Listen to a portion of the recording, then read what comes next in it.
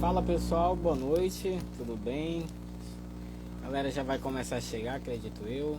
Sou o Fábio Gonçalves e hoje temos mais uma live, mais um dia de live. Só que iniciando para que as pessoas possam verificar já ir entrando. Dá um minuto aqui para ver se o pessoal entra mais, né? E aí eu fazer o convite tanto para Neili como para o Luiz Eduardo. Se o pessoal já está entrando, questão de segunda eu vou estar mandando convite, ver se eles já estão no ar, estão online.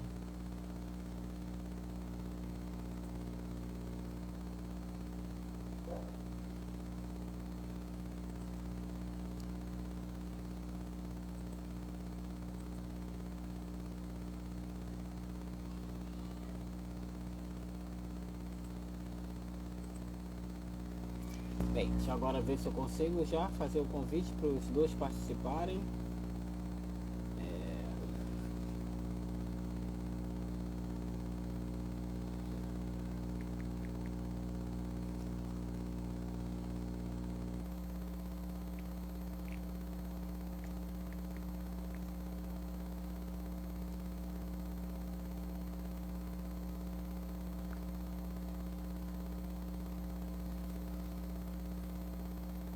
Estiverem me ouvindo, eu já mandei o convite, tá? Já encaminhei o convite para vocês participarem. Tá bom? Se tiverem, podem aceitar aí, dê uma olhada, mas já foi encaminhado o convite. Boa noite, pessoal. Boa noite a todo mundo que está aí. Todo mundo que já chegou, esperando o Luiz Eduardo com a Neili entrarem.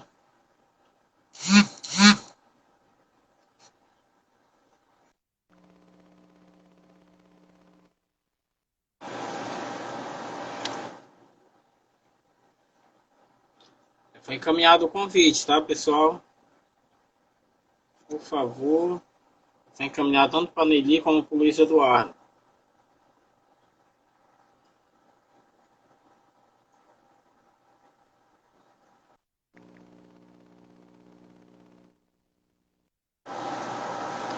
Os dois já foram convidados. Só não aqui, tá? Só não aguardo estarem para participar. Neili Flan está pedindo, já como já tinha mandado, mas vamos lá. A Neili já está entrando.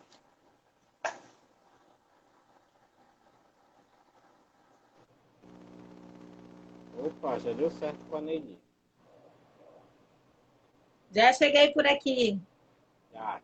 Falta o Luiz Eduardo. Será que ele não está online? Já mandei o convite para ele já. Tá me ouvindo bem, Neili? Tô te ouvindo.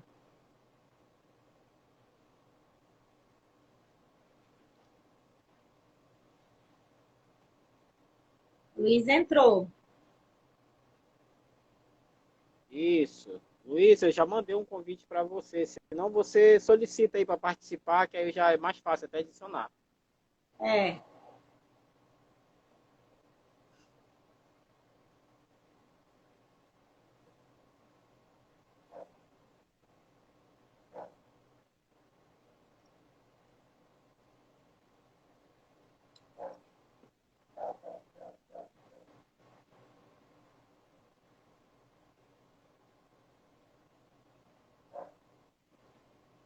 Pronto, já foi adicionado, já está entrando aqui também.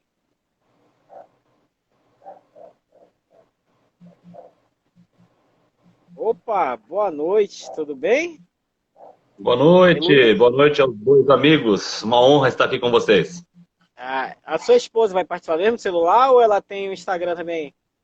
Pois é, na verdade a minha esposa ela não vai participar, foi de última hora, infelizmente. Ela está meio indisposta, ela vai passar por um procedimento, aí ela não está se sentindo muito bem, está recolhida, então desde já eu peço desculpas pela ausência dela. Não, Espero que eu não tranquilo. fale nenhuma besteira que ela vá brigar comigo depois. Esse é o risco que ela vai correr, né? É igual aqui em casa, né? Também é a mesma coisa.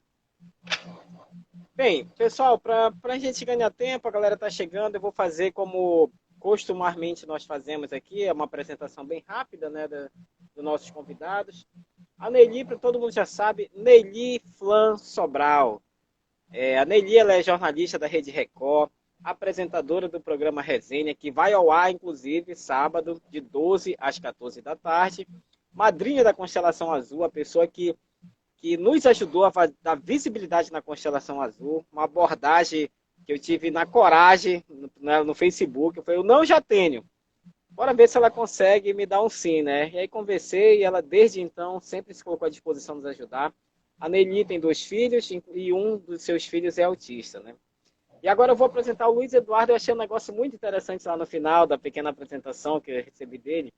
Vamos lá, o Luiz Eduardo, ele é jornalista profissional, né? Ele é, para quem não sabe, é o apresentador do Balanço Geral de meio-dia, né, do horário do almoço. Vocês também se apresentam também pela manhã, né, na rádio, né, também na TV Quinoche, né, um programa de notícias, né? Na verdade, nós iniciamos esse projeto na rádio, aí, digamos assim, fizemos o avião decolar e aí passamos o manche para outros colegas irem tocando a aeronave. Então tá bom. Aí é casado com a Priscila Fernandes. A Priscila, ela é empresária no ramo de comunicação social. Eles são pais da Manuela, de 4 anos, que é autista, e nasceu prematura, de 29 semanas, aqui em Macapá. Eita, a gente vai abordar essa história aí, que é bem interessante. Mas o que eu achei mais interessante foi isso aqui, um pouco parecido com o que eu penso. Eles colocam que junto eles enfrentam no dia a dia os desafios semelhantes ao de pilotar um avião pela primeira vez, sem curso, sem manual de instruções, no escuro e com passageiros te olhando. Por que eu achei interessante? Eu utilizo assim, não com a frase assim com avião, mas como eu sou aqui da Amazônia, sou de uma família ribeirinha, extrativista, por exemplo, para chegar no terreno onde meu pai mora, meus avós, é só por água, não chega por outro jeito. Então eu costumo dizer, para quem nunca pilotou um rabetinha, é a mesma coisa, um filho ser pai de um filho autista, é você pilotar um rabeta no escuro, sem lanterna e no rumo aí no rio, né? E aí, né, aqui em casa, a minha esposa pilota, não sei como ela consegue pilotar 3 rabetas assim ao mesmo tempo, né? Que sou eu e meus 2 filhos, né? Então, aí, o que é que eu faço, como sempre, Luiz Eduardo? A Nelly fala um pouco, se apresenta um pouquinho, fala da expectativa dela sobre a live, aí você também, e aí a gente já começa o bate-papo aí, tá bom? Perfeito, nós vamos na frente sempre. Então, vamos Olá, lá. gente. Boa noite, Fábio. Boa noite, Luiz. Boa noite a todos que estão acompanhando a live. Um prazer novamente estar aqui, né, nessa semana do Orgulho Autista. Cada dia a gente tentando levar um pouquinho de informação para quem está em casa, para os pais ansiosos que querem muito aprender, cada dia mais ter conhecimento para lidar com os seus filhos, né, autistas. E assim, o Luiz é um parceirão, a gente dividiu muitos momentos de aflição, muito conhecimento, muito aprendizado. A gente dividiu na redação da TV, né, a partir do momento que a gente teve ali o diagnóstico dos nossos filhos sendo autista. Então vai ser um prazer esse papo, tenho certeza que muita gente vai conseguir aprender aí. Será que o Luiz saiu? Não, acho que não. Tô aqui. Tá Então, oscilando a conexão. Aprender e principalmente superar com a experiência do Luiz inicial da não aceitação, que acontece muito. Passa agora para o Luiz. Bom, meu nome é Luiz Eduardo, eu sou o pai da Gabriela e da Manuela. A Manuela, assim como na Nelly, que é a mais velha, não desenvolveu autismo, mas o mais novo sim, aqui em casa foi a mesma coisa. A mais velha não tem, mas a mais nova, a Manuela, como você já bem apresentou, ela é prematura, nasceu de 29 semanas, e já de cara a Nelly foi na ferida, né? Porque eu não aceitava o laudo do autismo. A gente, como jornalista, a gente tem a obrigação de pesquisar, a gente não nasce sabendo de tudo, mas o jornalista tem no seu DNA a pesquisa, o procurar saber, e eu sempre achei que eu fui um bom pesquisador, até que eu descobri que a pauta da minha pesquisa estava dentro de casa. E aí, quando a minha esposa sempre falava, eu acho que ela é autista, minha esposa sempre pesquisando e eu sempre criticando, né? Eu sempre falando, então agora o Google é médico, né? É o doutor Google que decide as coisas, que resolve. E aí demorou um ano. Depois de um ano que aí a ficha caiu. Sou pai de um autista. E agora? Eu não sei o que é o autismo, eu não sei o que é uma doença, é um transtorno, tem evolução, não tem evolução, será que ela vai falar um dia, será que ela não vai falar? Aí que eu me vi realmente num avião, num Boeing 787-800, que tem capacidade para 500 passageiros, ali, à noite, com todo o painel de instrumentos desligado, sem manual de instrução e com uma carga preciosíssima atrás na minha responsabilidade. É aí que começa a tremedeira. Luiz, e como foi essa situação? Como é que você reagiu primeiro, além da questão do lado, mas primeiro vocês já passaram uma batalha, né? O fato da sua filha ter nascido prematura, né? Como foi lidar com isso e a recuperação dela? Porque às vezes demora um tempo, né? Fica internada, né? Por um bom tempo. Como foi essa situação dela? Bom, a minha esposa Priscila, ela teve uma gravidez, assim, relativamente tranquila, porque não existe gravidez tranquila. A Nelly é mãe de 2, sabe muito bem, nenhuma gravidez é igual a outra. E veio antes da hora. Começaram as contrações, a gente achou que era uma dor, alguma coisa. De imediato fomos até o hospital e lá o médico falou que ia nascer. E aí eu me lembro das palavras do médico que falou, contra a natureza a gente não tem como remar. Na hora que o bebê quiser nascer, ele vai nascer. E aí nasceu. E aí o pediatra, perdão, o obstetra na hora mesmo já falou, é uma bebê, vai ser um parto normal, que também não estava planejado, porque já estava encaixado, inclusive, vai ser um parto normal, é um bebê de UTI e vai dar trabalho.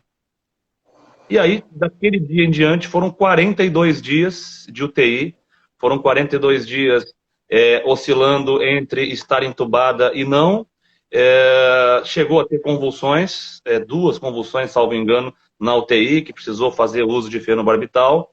E aquela coisa da mãe que entrou no hospital pesada, com o filho no ventre, e saiu com os braços vazios. E o pai que tinha que ir a outra filha em casa e tinha que ir trabalhar e tinha que todo dia estar na televisão com um sorriso no rosto, porque o público não quer saber dos meus problemas, né? O público quer saber de ver notícia. E aí foram 42 dias bem complicados que depois nós viemos a descobrir que uma das causas, e causas entre aspas, porque é um assunto que está sempre em evolução, em estudo, uma das causas do autismo é sim a prematuridade. Não quer dizer que tenha sido o fator determinante, mas pode ter contribuído. Vai perguntar, Nelly? E Luiz, pode explicar um pouquinho assim depois, né, dessa etapa aí de UTI, que a gente sabe que foi angustiante para você, para Priscila, para toda a sua família. E a evolução da Manu, como é que foi? Com quanto tempo vocês conseguiram perceber que tinha algo assim diferente? A mãe sempre percebeu, né? A Priscila sempre percebia, porque apesar das comparações serem erradas, a gente nunca deve, né, comparar um filho com o outro, mas a Priscila via, eu sou bem sincero, para mim estava tudo normal. A gente ouvia uma frase que é aquela coisa, ela vai falar no tempo dela, ela vai andar no tempo dela, e depois com o tempo a gente aprende, inclusive a doutora Laiana falou sobre isso, né? É a pior coisa que deve se aconselhar, não é o tempo dela, tem o tempo, tem uma janela de aprendizado, tem uma janela de fala, uma janela de sentar, uma janela ainda bebê de mover o pescoço, tudo são etapas, né? E ela foi atrasando essas etapas, algumas foram dentro da previsão, outras não, e a mãe sempre desconfiando que tinha alguma coisa fora do normal, que eu costumo dizer que não é errado, é fora do que as pessoas julgam normal. E eu não, eu estava ainda com aquela venda nos olhos, né? Parecia do filme do Bird Box, né? Que tinha que ficar o tempo todo, né, vendado. E aí demorou para eu ter coragem de tirar essa venda e de chegar para minha esposa e falar, poxa, você sempre teve razão, desde o início você tinha razão. E aí cai um problema que todo pai de autista, toda mãe de autista sabe. Aqui no Amapá é muito difícil um diagnóstico, é muito complicado. Isso aí que eu queria aproveitar e perguntar. Você veio de uma região, você veio do Sudeste, né, Luiz?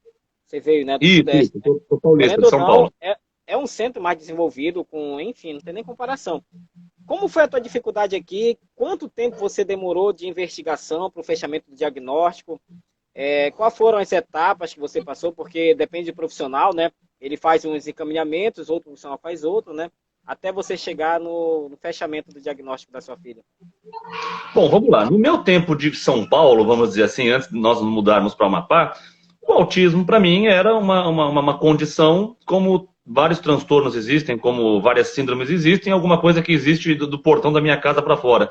Então, eu não tenho hoje como te dizer como é, por exemplo, em São Paulo, seja na capital ou no interior, a questão do acesso aos profissionais. Agora, aqui, qual que é a primeira coisa que a gente descobre? Fala com o pediatra, né? E aí o pediatra, com cheio de dedos, né, encaminha, olha, vamos procurar um neuropediatra, fazer uma investigação. O pediatra às vezes quer falar, mas não pode, porque não cabe a ele dar um diagnóstico.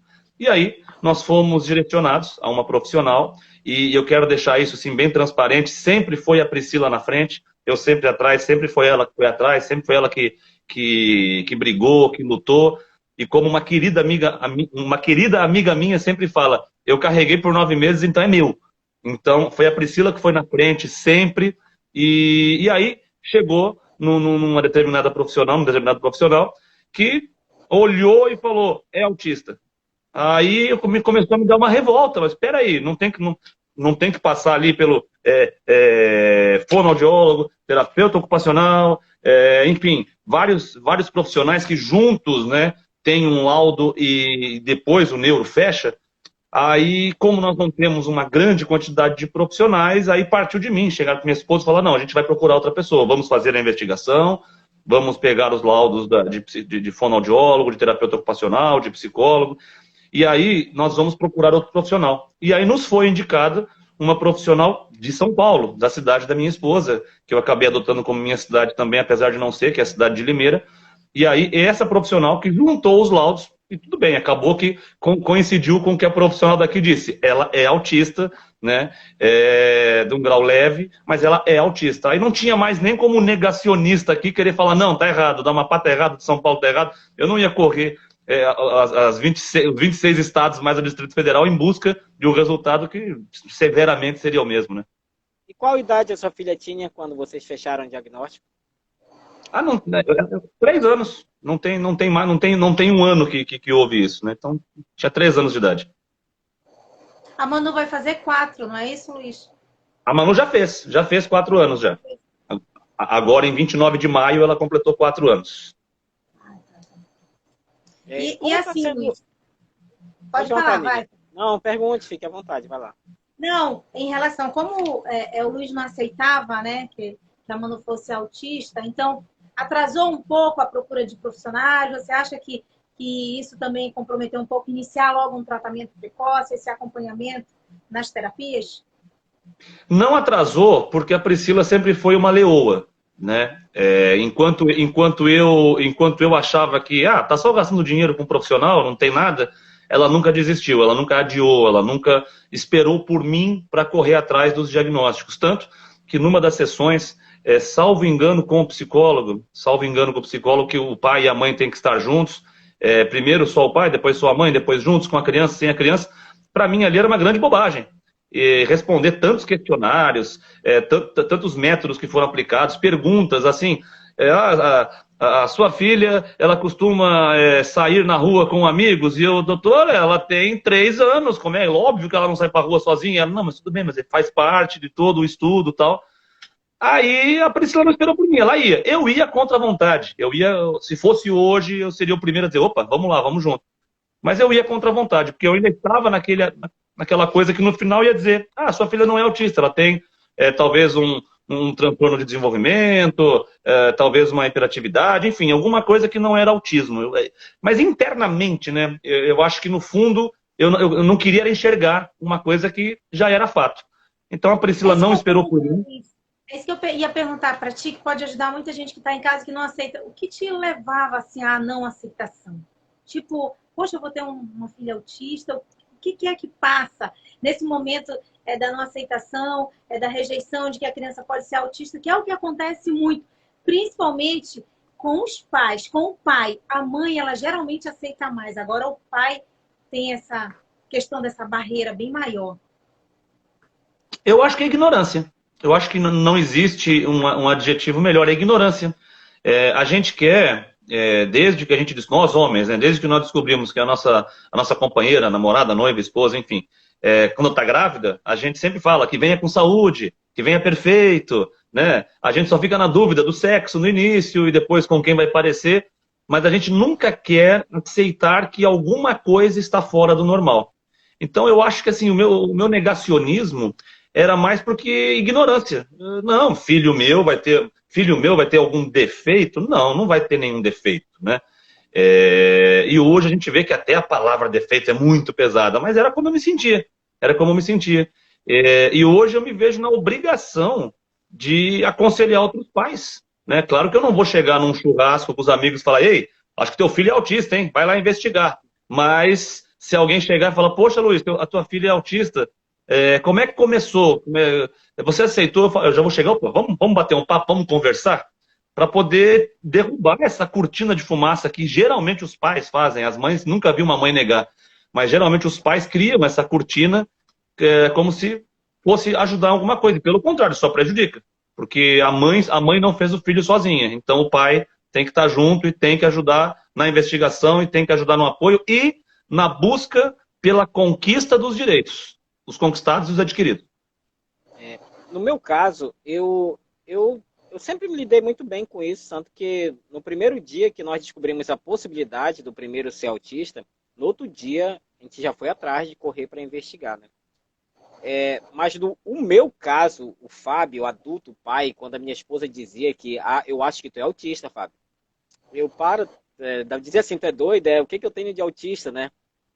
Aí, enfim, ela colocava algumas características, oscilação de humor, dificuldade às vezes de socializar, quase não tem amigos, e começou a enumerar, né, as características. Eu falei que não, porque eu sou assim mesmo, sou tímido e tal, na minha.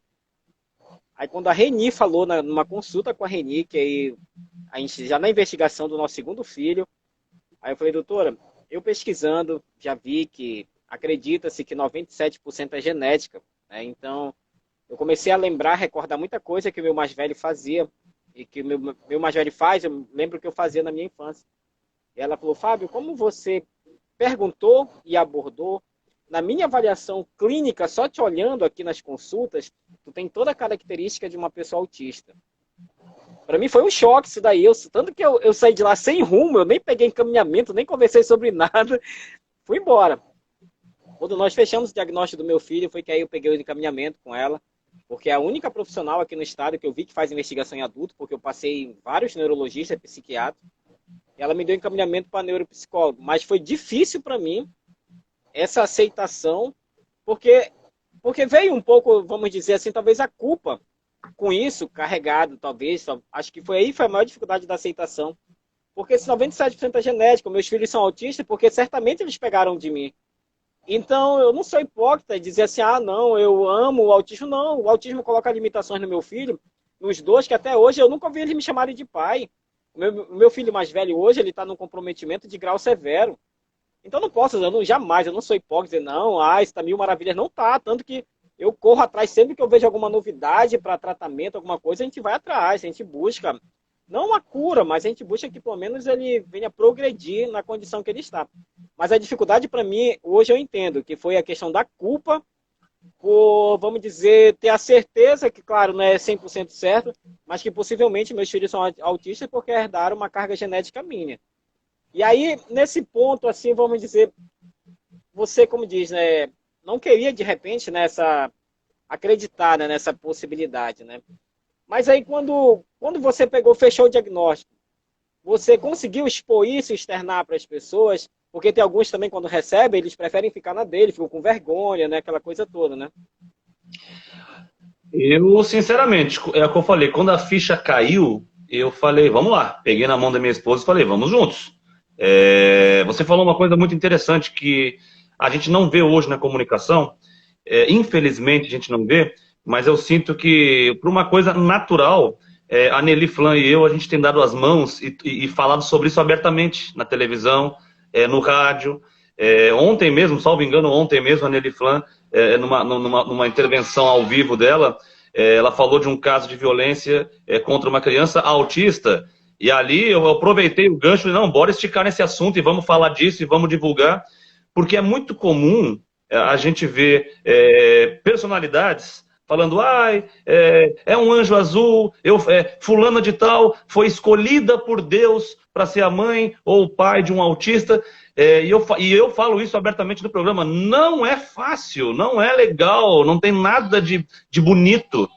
Pelo contrário, é uma dificuldade atrás da outra, desde o diagnóstico, desde da investigação, até a vida adulta, entendeu?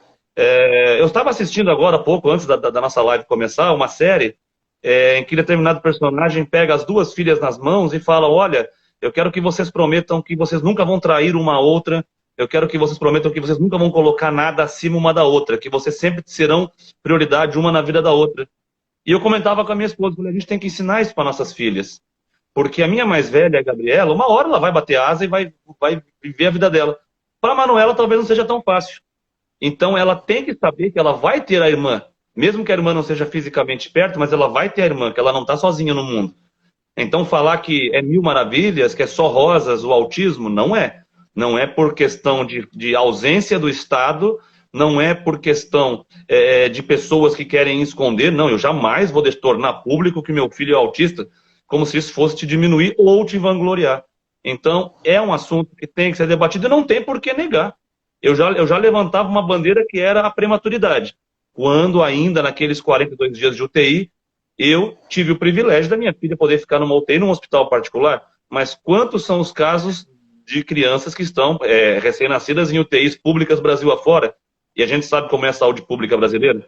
Então, eu comecei a levantar a bandeira da prematuridade quando a minha filha estava na UTI. E aí hoje é a minha segunda bandeira de luta. Vamos lutar pelo autismo. E nós não estamos sozinhos. Tem a ONG, tem a Nelly, minha parceira de todos os dias no trabalho, que passa pelas mesmas coisas que eu e Priscila passamos. Ou seja, se nós nos ajudarmos, se nós trocarmos experiências e se nós gritarmos para o mundo que o autismo é uma realidade e o poder público tem obrigação de acolher e resolver e ajudar, se a gente conseguir isso, eu acho que são vitórias dia a dia. Eu vou até repetir uma frase da deputada Marília Góes durante essa semana de bate-papos, que ela deixou bem claro, é uma vitória por dia e eu concordo. Eu concordo, cada dia é uma vitória, cada dia é uma conquista. A gente não pode só reclamar. A gente tem que sentar, tem que discutir, tem que apontar soluções. Agora, temos que levar o que a gente precisa para o poder público, seja para o legislativo, seja para o executivo, e cobrar. Não só vir falar que vamos fazer, vamos pedir, protocolamos. Espera aí. E de fato, vai acontecer ou não vai acontecer? Eu acho que a gente não pode vir para uma live fazer política. A gente tem que vir para uma live para efetivamente falar, estou brigando, fiz a lei tal que foi aprovada e estou fiscalizando e não está acontecendo. Porque se estivesse acontecendo, a gente teria hoje centros melhores de atendimento ao autista do Estado, nos municípios, e dizer que o Amapá está na frente, não está. O Amapá é bem atrás quando o assunto é diagnóstico, investigação e acolhimento mesmo do autista. E por falar em acolhimento, Luiz, depois do diagnóstico, qual foi a maior dificuldade que você encontrou? Foi tentar imaginar o futuro. Como se tivesse uma bola de cristal. E como é que vai ser na escola? E como é que vai ser na adolescência? E como é que vai ser na vida adulta? Será que vai falar? Será que não vai falar? Eu acho que a maior dificuldade foi psicológica. Uma guerra interna de você querer prever o que vai acontecer. Mas só existem 2 dias na vida que a gente não pode fazer nada, né? Eles se chamam ontem e amanhã. Então a gente tem que ir vivendo um dia de cada vez. Agora, qual é o grau da Manu, Luiz?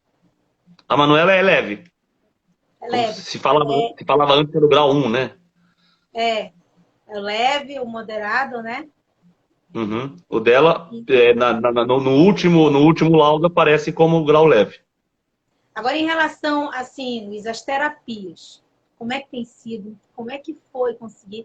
A gente sabe que a dificuldade é muito grande, no setor público nem se fala, e nos planos também, que é difícil encontrar profissional.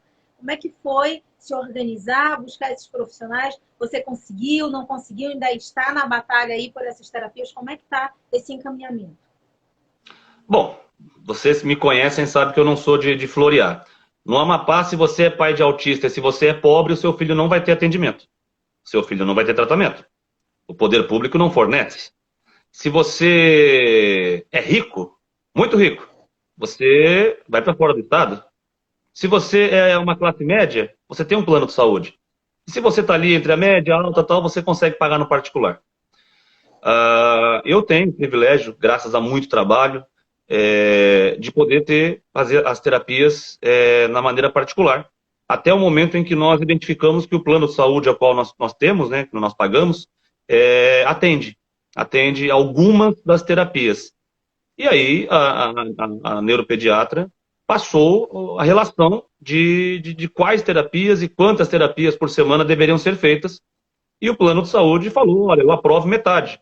Como se a frieza de um algoritmo, ou como se a pessoa que está do lado de lá falava, não, isso aqui é frescura, 10, para que 10? Só 5 já está bom demais. Então, metade o plano acolhe, a outra metade não acolhe. E a gente sabe que existem bons centros, existem centros médios e existem aqueles lá que a gente parece que está na casa do Conde Drácula, né? Parece um castelo abandonado. E do destino que o plano de saúde apenas credenciou um local que parece o castelo do Conde Drácula. Então, nós decidimos por entrar com uma ação contra o plano de saúde e nós já pesquisamos e sempre vou dizer, Priscila sempre na frente. Priscila já achou profissionais em outros estados que lutam e que, através de decisões judiciais em outros estados, apresentam como jurisprudência em todos os processos, Brasil afora, para que a coisa vá tomando corpo. E que o plano de saúde é obrigado a atender toda a recomendação médica e se o centro ao qual aquele plano é credenciado não satisfazer as intenções dos familiares, do pai, da mãe ou mesmo do próprio paciente, outro tem que ser credenciado ou então um reembolso de 100% do valor investido. É outra barreira. Os planos de saúde devolvem 30% do valor que é investido. E quando quando o neuropediatra pede lá 10 horas semanais, o quê? 150, 200 reais? Aí você põe na ponta do lápis quanto você gasta por semana. Se você for pensar quanto você vai gastar no mês, dá vontade de largar tudo e jogar pro alto. Mas quem é que joga um filho pro alto, né? Luiz, sobre isso aí, aproveitando, né? O pessoal do PROCON entraram em contato comigo ontem. Na segunda, nós faremos uma reunião. Presidentes de ONGs, entidades aí que lutam pela causa do autismo e algumas deficiências também, para entrar com uma ação civil pública, né, contra os planos de saúde que atuam no estado do Amapá, devido justamente a essa dificuldade da oferta mesmo, né, de possibilidades para terapias, e a questão do reembolso, porque mesmo com... Eles disseram para mim que até com decisões judiciais já, eles ainda enrolam ainda para estar fazendo reembolso ou qualquer outra coisa, né? E aí, na segunda, a gente vai ter uma primeira reunião que eles querem, no máximo 10 dias, estar entrando com uma ação civil pública aí para ver se a gente dá mais um norte aqui para as famílias, né? Porque a gente sabe, eu sou servidor público federal, eu também tenho plano de saúde, boa parte das terapias eu consigo fazer pelo plano, mas não foi fácil, não tem sido fácil, porque às vezes a gente tem que ficar indo para uma clínica, para outra, é aquela correria louca que a gente tem. E quando a gente acha um profissional, que era o profissional que a gente queria trabalhar, a terapia específica, ele não atende no plano. Aí, particular, não tem vaga também, só quando paciente ganha alta, e a gente fica preso nessa situação, né?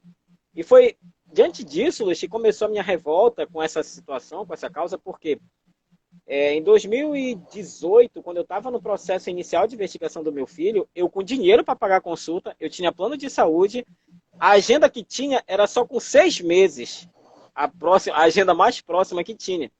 E aí eu correndo atrás, me informaram de um tal de Nandi, que na época tinha inaugurado no hospital de especialidade. Eu cheguei lá, eu com minha esposa, aflito com a possibilidade do filho ser autista.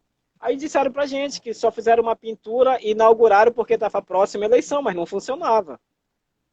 E aí foi um banho de água fria ali, a gente dizendo, caramba, 6 meses não, a gente vai ter que ir em Belém, então, correr atrás. E aí me informaram que ia abrir a agenda com uma semana lá no hospital de especialidade para as neuropediatras. Quando eu cheguei lá, eu fui me informar, a mulher disse assim, olha, você tem que vir cedo. Aí eu falei, mas que hora? 6 da manhã? Não, o pessoal dorme aqui na noite anterior. Eu fui para lá 4 horas da tarde. Quando eu cheguei, já tinha umas 100 pessoas lá. Seriam 150 vagas. E aí eu sabia pela contagem que eu fiz que eu estaria no meio das vagas, mas eu fui 4 da tarde. Passei a noite inteira lá, de manhã, quando começaram a distribuir, e vendo pessoas chegando. tinha pelo menos umas 350 pessoas, no mínimo 200 pessoas foram embora e não conseguiram. E tinha pessoas ali que veio de locais distantes, gente do Oiapoque, do Jari, e às vezes era apenas para renovar uma receita para uma risperidona que custa menos de R$ 30, e já estava há um ano querendo fazer isso.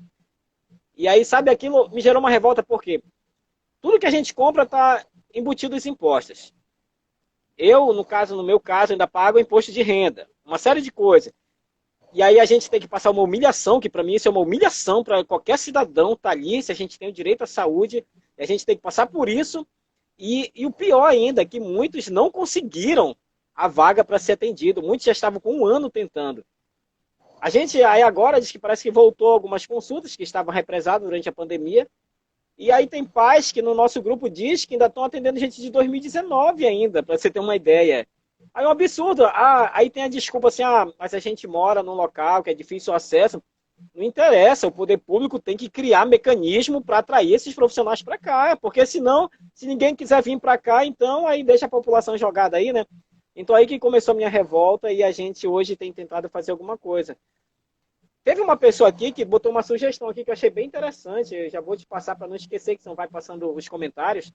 Ela colocou assim, de repente, né, não seria interessante no seu programa você abrisse um espaço, nem que fosse uma vez por mês ou uma vez por semana, né? Um quadro pequeno para falar da questão do autismo, principalmente da conscientização como tá, né? De repente, vai que dá certo. Eu aí, acho que né? a gente pode fazer. Se a Nelly abraçar isso junto comigo, a gente já começa semana que vem, já. Mas, viu, pegando um gancho nessa sua fala, infelizmente, não é uma exclusividade do Amapá, é uma exclusividade, aliás, não é exclusividade de ninguém, é um ato comum, criminoso, porém comum no Brasil, que é a política eleitoreira. Como você bem disse, que foi relatado para você, deram ali uma demão de tinta e inauguraram porque era eleição.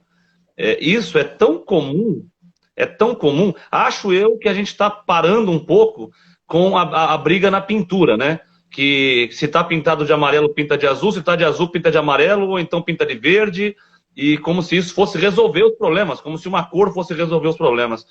O que tem que se resolver é a classe política, sabe? Bom, nós não trocamos as fraldas dos filhos constantemente, os políticos têm que ser trocados também constantemente pelos mesmos motivos. Porque quando o cenário eleitoral hoje do Brasil, qual que é? Eleição e reeleição. Quem está se reelegendo diz que está tudo às mil maravilhas. E quem está aspirando ao cargo diz que tudo está errado. E nem tudo está errado. Mas também nem tudo tá mil maravilhas. O que falta é consciência. O que falta é transparência. Eu acho que qualquer cidadão que passe a madrugada numa fila e depois de horas o pessoal fala, olha, acabou a senha, pode ir embora, ele tem que meter a boca no trombone, ele tem que chamar a imprensa, ele tem que fazer barulho, tem que fazer confusão. Não estou falando para atear fogo na Avenida Fábio, não é isso. Mas vamos chamar a imprensa, vamos colocar esses políticos na parede, que ou eles mudam de comportamento, ou então o povo vai ver qual que é a realidade. Quem está numa investigação para diagnóstico de autismo, ou quem já está necessitando das terapias, não pode esperar um ano para conseguir uma consulta. O ideal, até onde sei, é de 6 em 6 meses uma atualização do laudo. Agora, a pessoa vem do interior, já não tem onde dormir, mal tem o que comer na cidade de origem. Ainda vai passar a noite para depois ouvir um não? Isso sim é um crime contra a humanidade, isso sim é um genocídio. Só que isso tem que ser divulgado, isso tem que ser falado. É isso que eu ia perguntar para você, Luiz, como pai de autista, como comunicador, alguém que abraça a causa. O que na sua opinião, falta? O que precisa? Porque se fala muito, mas às vezes a gente não vê a atuação na prática. Para que se mude essa realidade, para que se possa buscar mais profissionais para esse diagnóstico e principalmente para as terapias, né? Se tem aquela sugestão de vamos trabalhar na escola, vamos colocar profissionais, mas a gente sabe que às vezes a fala é bonita, mas a realidade é outra, bem diferente. E o que o pai precisa é das terapias, é correr aí, já que muitos passam tanto tempo para fechar um diagnóstico como esse, e depois que fecha, o que ele mais quer é as terapias para ver o filho evoluir, para ver o filho crescer normal. E, na sua opinião, assim, o que que falta, o que a gente precisa? Eu acho que falta os gestores saberem que pai de autista também vota. Tem autista que vota, sabe? E eles verem que o autista não é o leproso dos tempos de Cristo, que escondiam todos numa caverna, porque ninguém chegava perto. Ó, leprosos, não chega perto, não olha. O número de autistas hoje é muito grande. Não é mais um caso, não é mais uma parcela da sociedade que tem que ficar alheia a ela. O autismo hoje faz parte do dia a dia. A gente tem que exigir, a gente tem que parar de ver inauguração de arena de futebol, quadra de tênis, e achar que isso é a salvação. O esporte é maravilhoso, sim, eu sou um amante dos esportes de videogame, é verdade, eu não pratico esporte só no videogame, mas eu incentivo o esporte, mas eu acho que saúde, educação e segurança pública devem vir antes do esporte. Se nós hoje temos no Amapá uma boa segurança pública, e isso funciona no Amapá, a segurança pública daqui é melhor que de muitos grandes estados, se funciona, vamos nos inspirar na segurança. O que foi feito? Foi investimento? Vamos investir. Foi parceria com outros estados? Vamos seguir o mesmo exemplo da segurança pública. A nossa rede de educação é ruim, a nossa rede de saúde é ruim. Agora, a gente não vai consertar todos os problemas de uma só vez. Mas, se nós estamos aqui brigando pelo autismo, com todo respeito aos que brigam por outras bandeiras, de outros transtornos, de outras síndromes, vamos nós aqui brigar pelo nosso lado, vamos nos organizar e todos caminharmos na mesma direção. Não que nós tenhamos que ser unânimes, porque a unanimidade é burra. Mas, dentro do processo democrático de direito, vamos levantar a bandeira desde de cobrar a Câmara de Vereadores do menor município amapaense até fazer chegar uma carta nossa ao presidente da República, para dizer, ei, nós aqui estamos precisando de ajuda. Os autistas do Amapá estão precisando de ajuda. Nos ajudem. A gente tem que pedir ajuda. Porque eu vou falar o que eu falei agora há pouco também, vou repetir. No Amapá, quem é pobre e autista não tem vez. Isso não pode continuar. E cabe a nós lutarmos por isso. É o que a gente viu durante esses dias de live já, Fábio. Inclusive aqui, nas mensagens, o que a gente mais vê são pais, familiares dizendo, eu não consigo fechar. Eu estou há anos batalhando. 5 anos. Tem pessoas que relatou aqui 5 anos que não conseguem fechar. Imagine que essa criança perdeu de avançar com uma terapia à espera de um diagnóstico. O que eu sempre prego, né? O que eu sempre prego é que, independente das ações que a gente vai fazer na Constelação Azul, porque, como eu falei, nem que a gente tenha que alugar um espaço a partir de agosto, mas nós iremos funcionar. Por quê? Eu já tenho uma rede de parceiros que, assim que nós abrirmos as portas, vão atuar de maneira gratuita. Eu não posso perder a chance, por exemplo, de 5 consultas, pelo menos no mês, que a Reni vai me dar, que se fosse pagar na rede privada, ia dar mais de R$ 2.500. E já era para ela já estar atendendo, porque nós não abrimos o espaço. Assim como o doutor Anderson. Então, tem outros médicos que já se colocaram à disposição. O que é que a gente vai atuar? Claro que, no meu ver, além do acompanhamento, né, mas a gente tem que ajudar na questão do diagnóstico precoce. A meu ver, é uma grande deficiência, porque através do diagnóstico, a criança vai receber os atendimentos ideais, indicados, porque o neurologista ou neuropediatra vai encaminhar para as terapias que é indicada para aquela criança, mas o principal, se o nosso público será famílias de baixa renda e que encontram-se desassistidas, a gente já consegue, de repente, de quebra, dar um avanço na questão do benefício de prestação continuada para essas famílias. Não é muita coisa, mas já ajuda bastante. Semana passada eu estive na Assembleia Legislativa na rádio, que me chamaram para uma entrevista, e perguntaram qual era o que eu achava e por que eu queria funcionar de maneira presencial. Eu falei, eu não estou aqui para afrontar nenhum dos poderes, eu sou apenas um cidadão anônimo que eu estou achando que eu tenho que fazer a minha parte. Mas se nós conseguirmos atuar e atender 30, 40, 50 famílias, porque não vai ser aquela terapia a cada 15 dias, a gente vai fazer continuada, 2, 3 por semana, porque é melhor a gente atender 30, mas mudar o quadro de vida de 30 do que atender 1.000 e não mudar a realidade de ninguém. Mas se a gente conseguir atender 30, sem toda a estrutura, imagine o que vocês, eu joguei a responsabilidade, o que vocês podem fazer com todos os nossos impostos que pagamos. Será que se vocês não quisessem, não estaria bem melhor condição de nós autistas, né? Eu falei, não estou para afrontar, mas a gente, querendo ou não, mesmo que inconscientemente, a gente vai mostrar isso, que, de fato, o nosso trabalho sem estrutura nenhuma já rende um pouco, imagine com nossos impostos, né? Aí eu te pergunto, Luiz, o que que tu achas, assim, no meio público, por exemplo, porque a gente fala tanto, né, na questão de que falta o poder público, mas aí eu também trago a responsabilidade para a gente, né, como eleitor, que a gente às vezes só reclama, só cobra, mas às vezes não propõe, né? Tipo, acontece as lives aí e a gente vê que de repente não tem aquele apoio massivo da população, fazer uma cobrança, aprovar alguma coisa, que nem, olha, já desse uma coisa que eu defendo de política pública é a criação de uma Secretaria Municipal e Estadual da Pessoa com Deficiência. Hoje nós temos quase 200 mil pessoas com algum tipo de deficiência aqui no estado do Amapá, segundo o IBGE. 160 mil, para ser bem preciso. Então a gente precisa de um local como esse. E aí você, como cidadão, o que você enxerga como política pública que seria ideal para trazer para os autistas a âmbito de estado e de município? Olha, um grande centro, custeado pelo governo do estado, nem que seja para que os parlamentares em Brasília o façam com emendas. Vamos citar um grande exemplo, o Hospital Universitário. O Hospital Universitário foi construído rapidamente porque toda a bancada federal abraçou o Hospital Universitário. Por que não tentar? Por que nós não, já que a nível de estado está difícil, por que a gente não traz a bancada federal, os 3 senadores e os 8 deputados federais e diga, olha, vamos construir um centro, vamos fazer um centro completo. O Amapá pode sair na frente.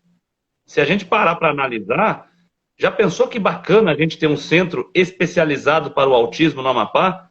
E a gente deixa eles virem fazer campanha em cima, não tem problema. Se eles nos entregarem um prédio funcionando, pode fazer campanha à vontade. Se quiser pintar cada parede com cor, não tem problema.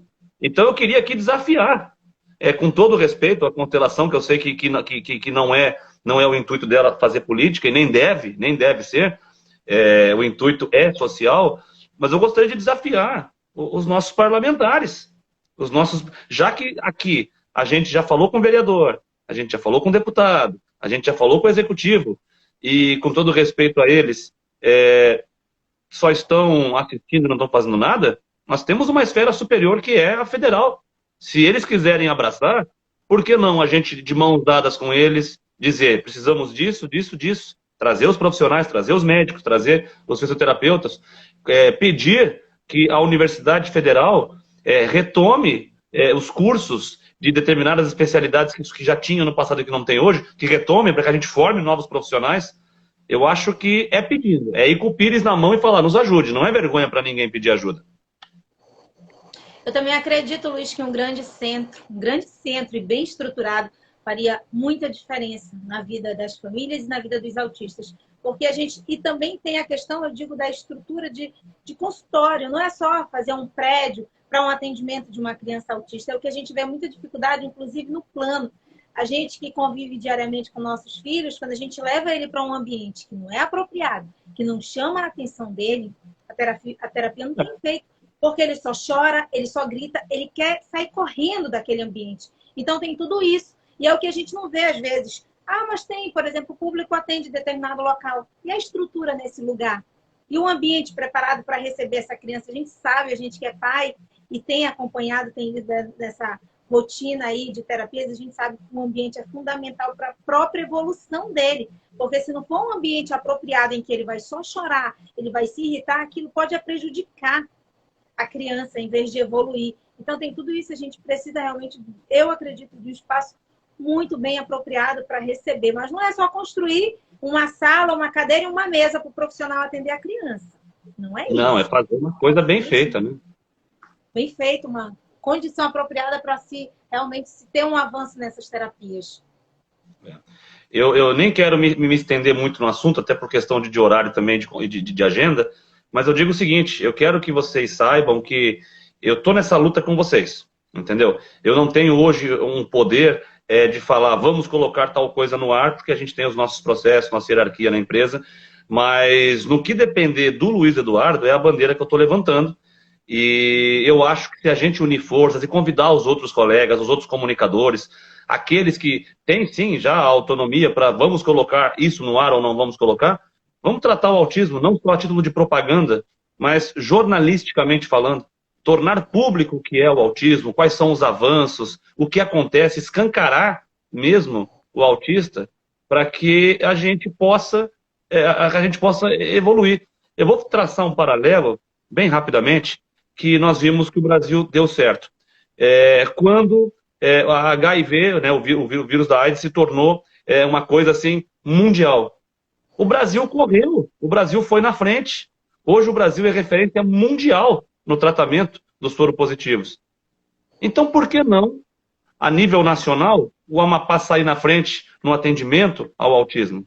Dá para fazer, por alguns motivos, por algumas coisas. Nós somos um estado pequeno, ou seja, é muito fácil a gente ter acesso a um político, diferente dos grandes estados, que você nasce, cresce e morre e nunca conheceu um deputado na sua vida. Aqui a gente tem acesso a ele, daqui a gente consegue falar. Acho que a gente pode sair na frente. Eu acho que se a gente quiser e se a gente se organizar, a gente consegue.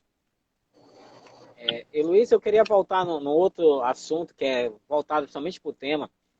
A gente sabe da dificuldade quando... Tá me ouvindo bem, Luiz, que apareceu aí girando aí? A internet dele deu uma oscilada. Deixa eu ver se aparece aí. Na internet. Tá, voltou. Voltou. Então, Luiz, Travou. A gente sabe que às vezes o diagnóstico ele mexe muito na nossa relação familiar, né? Isso interferiu no teu relacionamento pessoal com a tua esposa? Porque eu te dou meu exemplo, assim, para ficar bem claro. Nós tivemos muitos atritos e, querendo ou não, acaba afetando. Quando o filho está na crise, a gente fica no estresse psicológico, cansaço físico, emocional, e acaba mesmo tendo muitas complicações na vida de casal mesmo. Eu costumo dizer que às vezes o propósito e a relação tem que ser muito maior do que qualquer coisa para, às vezes, não interferir nela, né? No teu caso, se você, claro, quiser compartilhar, teve, assim, esses atritos? Eu acho que, sim, se alguém chegar e falar, não, é tudo muito bem, a gente super se entende, está mentindo. Porque, apesar do pai e da mãe terem a plena consciência de que a criança vai entrar em crise uma hora ou outra, e a criança geralmente entra em crise aonde? Em público, né? No meio do supermercado, na rua. E então, quer dizer, não afeta? Afeta, claro que afeta, não sejamos hipócritas. Agora, eu vou puxar a sardinha para as mães mais uma vez. Nós pais temos que começar a entender. Nós pais, a gente tem que saber o seguinte: a criança fez birra, você não pode virar de costas e falar, nem conheço esse aí, eu tô indo embora. Não, você, inclusive, tornar público. Gente, não vou pedir desculpa porque não é nada de se desculpar, mas meu filho é autista, ele está numa crise. Entendeu? Então, aqui em casa, eu aprendo a cada dia. A Priscila, a Priscila é um ser de luz, ela é mais evoluída do que eu. Mas a gente aprende a cada dia. E se eu só quiser estar ao lado dela na parte boa, eu acho que eu não sou um bom marido, eu não deveria ter casado, então. Então, eu acho que fica até esse conselho para os pais. Na hora de fazer, não foram os dois? Na hora de fazer o ensaio fotográfico, com o barrigão, não estão os dois? Aí agora que é autista, não, agora é só da mãe? Não, eu acho que os relacionamentos, conheço casos de relacionamentos que chegaram ao fim.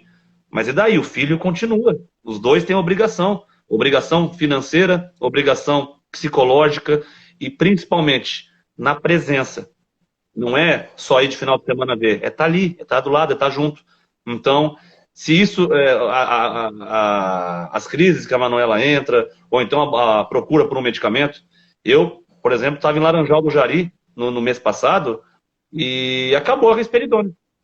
E aí? Como é que eu faço? Aí você tem que pôr a cabeça no lugar, tem que pensar, peraí, eu tenho a receita, será que o médico não faz a receita digital? PDF? Calma, liga pro médico, não tá, manda mensagem, e manda, agora vou achar uma farmácia. Só tem risperidona comprimido, mas será que o comprimido vai fazer o mesmo efeito do líquido? Será que se eu moer aqui o comprimido, misturar na aguinha, vai fazer o mesmo efeito? Então, você pensar que não é a mãe que tem que pensar em tudo, são os dois. Eli silenciou aí, né? A gente conversa muito com o Luiz, aí veio várias lembranças aqui com esse relato dele, que realmente a gente divide muitas angústias, como ele coloca, né? Não é um conto de fadas aí ter uma criança autista em casa, tem as dificuldades de si, né? De relação. E aí eu queria perguntar também para o Luiz em relação a irmã. Porque quando a gente tem mais de um filho, e é importante relatar, porque tem muitas pessoas que acompanham e que a gente vê que tem mais de um filho, geralmente, às vezes, o caçula é que veio com autismo. Então, como vocês tentam, né, trabalhar isso em casa, né, por conta de ter a irmã mais velha, às vezes tem a questão da atenção. Por exemplo, em casa eu enfrento esse problema, porque pelo Marcelo ser autista, requer uma atenção maior. E aí já a mais velha já sente aquela falta, a gente percebe muitas vezes. E aí, como é que tem sido essa relação familiar aí, Luiz? Apesar que a tua é mais velha, ela com certeza já entende agora melhor, né? Então é mais fácil, às vezes, de lidar com isso. A Gabriela, ela já está com 13 anos, vai fazer 13 anos, na verdade, agora em setembro, então ela já tem mais consciência das coisas. Mas está entrando na adolescência também. Então é aquela, de vez em quando, ela sai da casinha e fala, poxa, mas até o chocolate é mais para ela do que para mim. Aí a gente, vem cá, vem cá, você sabe o que está acontecendo aqui, não sabe? Ah, sei, então calma aí, né?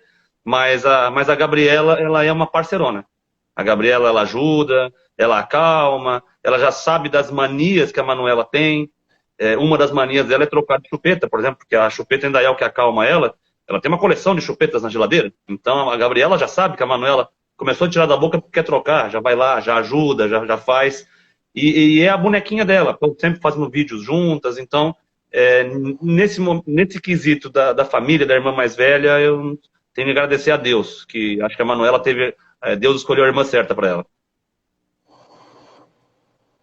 Então elas interagem bem, né, Luiz? Porque no meu caso, como meus dois são autistas, são não verbais, para os dois interagirem, até de ficar próximo ao outro, entre eles gostam de interagir. Tem uma ideia. Acho que travou de novo lá. Deixa eu ver se eu aqui. Então, nem entre os dois eles gostam de interagir, né? Como tem sido, assim, como é a percepção, no caso da tua filha mais velha, quando de repente ela observa que a tua filha mais nova, a Manuela, está tendo uma crise? Como é que ela age? Ela fica nervosa também? Como é que de repente ela reage? Ela depende. Eu não sei te dizer assim qual seria o comportamento normal. Porque às vezes ela até ajuda a acalmar, às vezes ela se assusta. Porque cada crise é diferente da outra, né? A gente já ouviu, assim, aquela coisa... Quantos de nós já vimos uma criança no mercado falando, olha essa birra aí, ó, parece que o pai e a mãe não educou direito.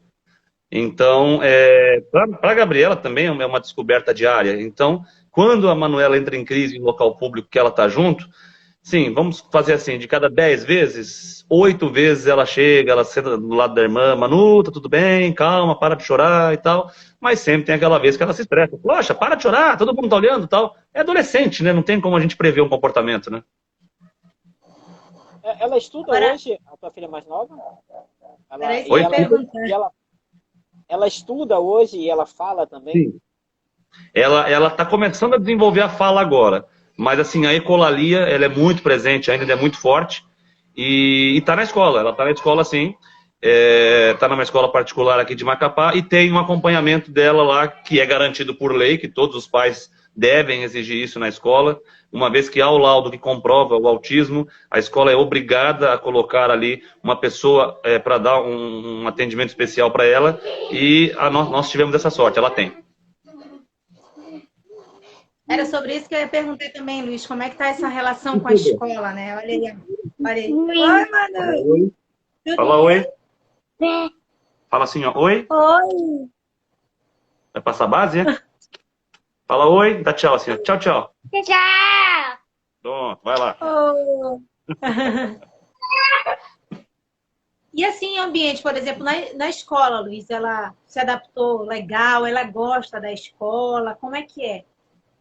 Bom, ela gosta tanto da escola que no sábado, naquele horarinho dela, ela coloca o uniforme. Aí a gente deixa ela colocar o uniforme, porque é para ela não se estressar, que é para ela não brigar.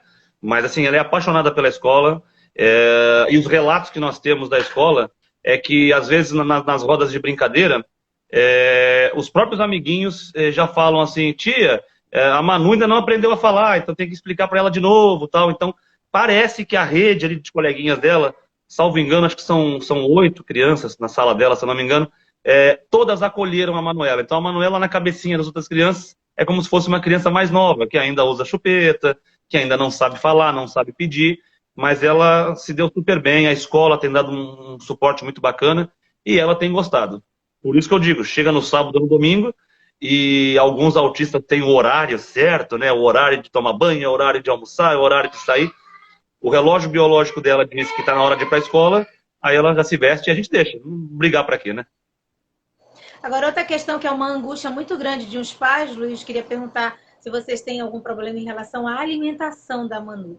Muitos pais não sabem o que fazer, na verdade, às vezes, por conta disso, né? Da seletividade.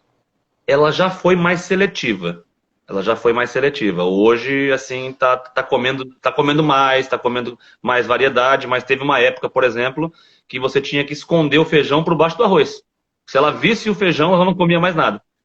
E a paixão dela é farinha. Essa aí é a mapaense da gema. Ela não pode ver uma farinha que se deixar, come só a farinha. Mas a seletividade é presente, é um fato. Mas já foi mais, agora ela tá mais variada. Até já nos arriscamos a deixar ela comer camarão. Parece que gostou. Sobre essa questão da questão da alimentação, né? A gente observa que muitos autistas, eles têm problema também gastrointestinais. Muitos mesmo. Eu ouço relatos. Só que, infelizmente, muitos pais não têm acesso, né, a um profissional para, de repente, lhe auxiliar. E aí a criança vai ficando aí, desenvolvendo, às vezes, até algumas alergias alimentares, né? Você percebe na sua filha, de repente, um problema gastro, principalmente alguns alimentos, assim? Porque, por exemplo, os meus aqui em casa, feijão não dá. Por mais que a gente deixe de molho 2, 3 dias trocando a água, é só comer, eles passam mal mesmo, assim, da questão de gases, essa coisa toda. Não, Manuela não. Ela apresentou durante cerca de 2 anos e meio alergia à proteína do leite. Aí nós, obviamente, tivemos que ter uma fórmula especial para ela, mas fora isso não teve nada. E essa alergia mesmo também, felizmente, já cessou. Ela já toma qualquer sorvete normalmente, leite à vontade, mas não tem nenhum problema gastrointestinal também não, graças a Deus. Agora, muitas perguntas sendo feitas aqui na live, inclusive tem a interação aqui que é da Marina Torque, que ela é psicóloga, inclusive está aproveitando para responder algumas perguntas. Aí teve uma pergunta em relação da idade certa, né, que a gente tem conversado, inclusive foi ontem, né, também que a gente conversou sobre isso. Então, ela respondeu aí que não tem idade certa, mas o quanto antes é melhor essa investigação, né, e fechar esse diagnóstico para se iniciar a terapia. Eu concordo. Eu acho que não tem a idade certa. Mas também a gente não pode ficar naquela a criança tem o tempo dela. Ela não tem o tempo dela. A gente tem que garantir que se a janela está fechando, a gente tem que correr atrás e investigar. De repente, não é nada. Mas, se for, quanto antes descobrir, melhor. Luiz, vocês têm algum animal aí? Algum animal de estimação? Tem? Temos Como é 2 que é a relação cachorros. dela com eles? E como é que ela lida bem com eles assim? Ela consegue interagir bem Super com eles? bem. Nós temos 2 cães, são 2 Shih Tzu. Nós já tínhamos o mais velho, o cachorro, antes dela nascer. E aí nós fomos aconselhados que um animalzinho iria ajudar no desenvolvimento. Então nós optamos também por comprar um outro cachorro da mesma raça, para que pudesse crescer junto com ela, né? E só que o cachorro é um terror, o cachorro destrói a casa toda. E aí, mas interage com ela, a Manuela pega os 2 no colo e anda. Aí, como o mais velho já é mais pesadinho, cai no chão, mas interage super bem. Qualquer momento é capaz dela aparecer com o cachorro no colo aqui. Ela consegue ter interação com outras crianças, Luiz, quando vocês estão reunidos, né, com amigos que têm outras crianças, ou ela prefere se isolar, ter o cantinho dela ali? Interage, ela interage, mas também é assim, ela tem a seletividade, ela elege um amiguinho ou outro, né? Mas ela é bem carinhosa, ela abraça todo mundo e beija todo mundo. Aí quando chega uma criança, ela já quer pegar na mão, já quer abraçar, quer levar para brincar, mas também tem aquele dia que ela não quer saber, né? Não quer saber, quer ficar na dela. Mas como a gente está em pandemia, né? Então a gente também até evita esse convívio social maior, né? Então, mas quando encontra com outra criança, geralmente se dá bem. Deixa a descoberta do Laudo. Pode falar aí. Não, vai, Nelly, vai. Deixa a descoberta do Laudo, Luiz. Como pai, tu já passaste algum tipo de constrangimento, percebeu algum preconceito assim em relação a algum comportamento que ela apresentou em algum lugar? De comportamento, não. Porque se alguém perguntar, eu falo abertamente, ela é autista, ela está em crise. Mas assim, na fila do mercado, geralmente olham torto. O que que esse cara está fazendo aí na fila do prioritário? Aí olham feio e eu já falo, oi, boa noite, tudo bem? Se quiser perguntar, pergunte, né? Ah, e aqui é o prioritário. Eu sei, olha ali o lacinho colorido ali que quebra a cabeça. Minha filha é autista. É isso que eu falei, a gente não tem que ter vergonha, a gente tem que seguir, né? A gente tem que garantir que os nossos filhos, nossos sobrinhos, nossos netos, ou nós mesmos, possamos usufruir dos benefícios que a gente conquistou. E Luiz, durante a pandemia, né, acho que a rotina de todo mundo acabou ali, né? A rotina teve que ser replanejada, a rotina das famílias, né? Não tem jeito. Distanciamento social.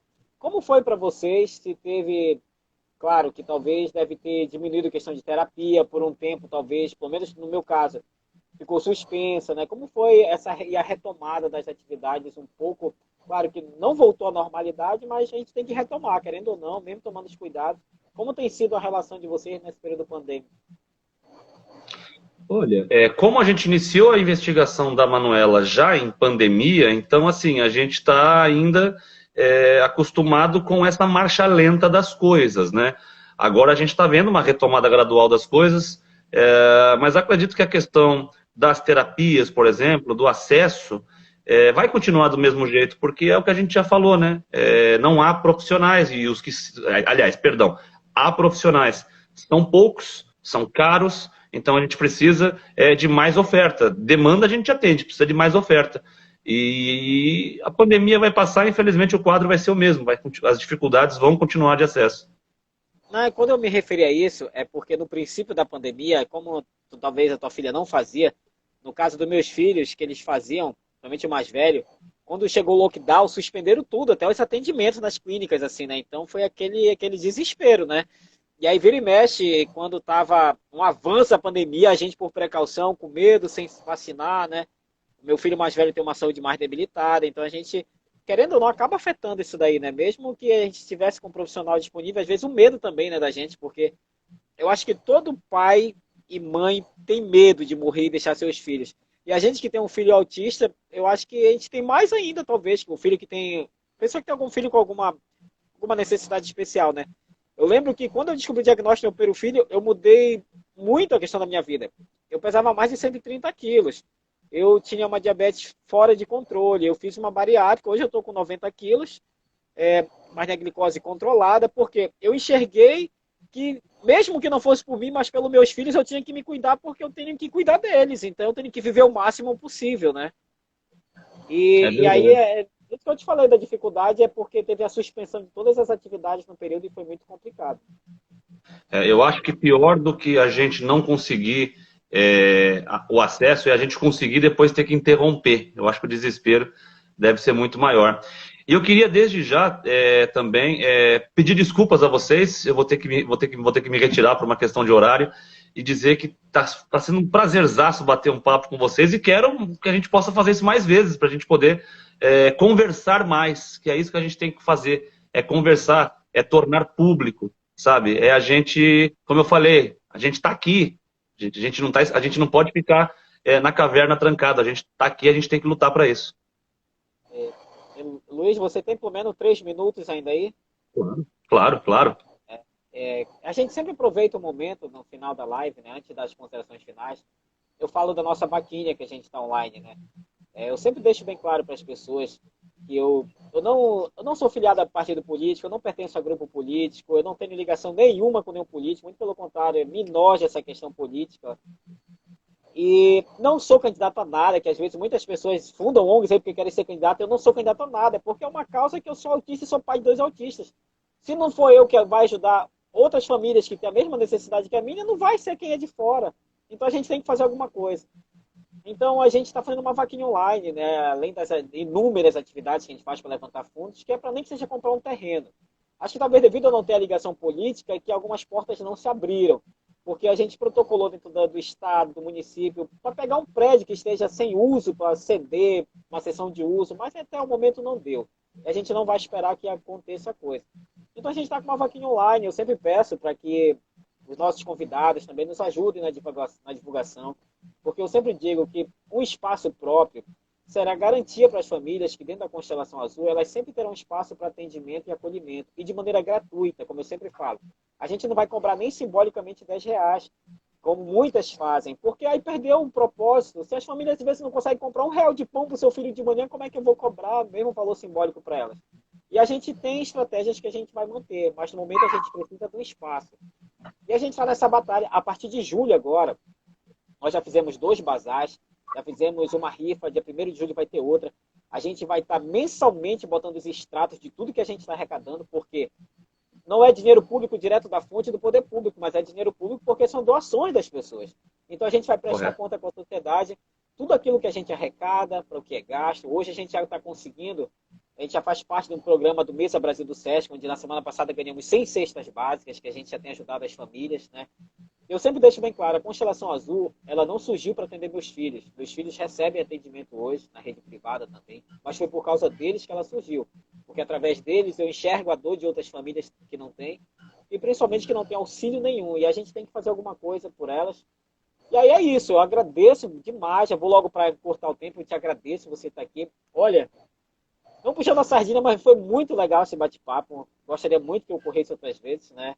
Porque os outros foram questão de política pública, foi bate-papo técnico, né? Mas agora é do cotidiano mesmo, é da nossa vivência, então foi muito legal. E já deixar bem claro para as pessoas que amanhã vai estar a Reniwane, que vai estar na nossa live de 20 horas. É a única neurologista que faz investigação em adultos, né? E ela já se colocou à disposição, ela vai fazer atendimento gratuito na nossa ONG. Ela tem sido uma grande parceira. E é isso, muito obrigado, Deus abençoe sua vida. Amanhã é o dia 18, fala lá um pouco do autismo lá no seu programa, lá lembra da nossa causa, que é o Dia do Orgulho Autista. E aí eu já passo para a Neili, para ela fazer as considerações finais, e você que tiver alguma coisa para falar, para a gente já encerrar então a live, tá bom? Muito obrigado mesmo. Foi um prazer participar aqui dessa live, compartilhar um pouco da experiência, principalmente do Luiz, né, que a gente compartilhou numa redação, agora a gente está compartilhando aqui em público, né, essa lida aí, essa diária de ter um filho autista. E com certeza, Luiz, quando se é público como você, que, né, levanta a bandeira, que vem, que mostra, diz eu tenho um filho autista, eu abraço a causa, com certeza incentiva muita gente, ajuda muita gente, principalmente na aceitação. Muitos acabam, infelizmente, a gente ainda vê pais com vergonha de ter um filho autista. Infelizmente, acontece. E quando vem alguém público que diz eu tenho um filho autista, e eu trato assim, faço assim, encoraja as pessoas, né? Encoraja de aceitar, de buscar tratamento, enfim. Então, é muito bom quando se tem esses relatos, quando se tem experiência como a sua aqui, para compartilhar com tanta gente que quer aprender diariamente. Bom, eu quero em primeiro lugar agradecer o convite, dizer que foi uma honra. Contem comigo, a Constelação Azul pode contar comigo a qualquer hora. Vamos precisar divulgar alguma coisa, conte comigo. Estamos precisando disso aqui, conte comigo, conte comigo. E a Neili, minha parceirona, minha amiga, minha irmã, a gente vive hoje essa mesma realidade. E dizer às pessoas, o que a Neili falou, eu assino embaixo, não tenha vergonha. Autismo não está na cara da pessoa. Às vezes nós somos autistas e não sabemos. Eu não fiz uma investigação. Será que eu tenho algum grau de autismo? Então, vamos falar sobre o assunto? Vamos divulgar esse assunto? Eu quero te parabenizar, Flávio, pela sua coragem de falar, de escancarar a verdade mesmo. Você não é candidato, você está fazendo alguma coisa porque ninguém fez. Por que alguém não fez antes de você? Mas outras pessoas agora podem vir atrás e fazer. Tudo que é bom tem que ser copiado. Se tiver gente aqui de outros estados, opa, gostei da ideia, vou fazer isso aqui no meu estado também. Faça. Vamos divulgar. Parabéns pelo trabalho. A Neili, não tem muito o que falar da Neili, porque a gente vive isso junto todos os dias. É uma guerreira, é uma baita de uma mulher, profissional, mãe, empresária, professora. E saiba que a Constelação está bem servida de madrinha com a Neili Flam, porque quando ela abraça uma coisa, ela vai para frente. E a todos que nos prestigiaram com a audiência, dizer que seja quem veio aqui na curiosidade, opa, o Luiz está online, a Neili está online, a Constelação está online, se aprendeu alguma coisinha, espalhe para o mundo que o autismo existe. Se você é pai de autista, não tenha medo de pedir ajuda e também tenha coragem de denunciar aquilo que está sendo feito de errado. E se você está na investigação, saiba, tempo é dinheiro, literalmente. Não deixe para a semana que vem. Brigue por uma consulta agora, brigue por uma terapia agora. Se não conseguir, denuncie. Apesar do Estado não fazer, mas o Estado tem obrigação. E, infelizmente, às vezes, ordens judiciais são necessárias para que a gente possa ter o que já está na nossa Constituição, que diz, em um dos seus artigos, agora me falha qual é, de que todo brasileiro tem direito ao acesso à saúde. E nós, autistas, precisamos ter a nossa saúde psicológica, a nossa saúde física, e nós somos seres humanos também. Um beijo para vocês e obrigado pelo convite. Bom, pessoal, chegamos ao fim. Obrigado, Luiz. Melhoras aí para sua esposa, né? Sucesso para sua família, que tudo dê certo. A Nelly, muito obrigado, como sempre. E amanhã estaremos aqui com a Reniwane. Boa noite a todos. Deus abençoe a vida de todo mundo. Conte com a gente sempre, viu, Luiz? Precisar também, a Constelação Azul. A gente está aqui para ser parceiro. A gente tem que se ajudar. Nós que somos quem sentimos na pele o dia a dia do que é ter um filho autista, do que é conviver com autismo. E a gente tem que dar as mãos mesmo, porque não vai ser quem é de fora, que não sente o que nós sentimos, que vai nos ajudar. Valeu, pessoal. Uma boa noite a todos. Deus nos abençoe e até amanhã na próxima live. Tchau.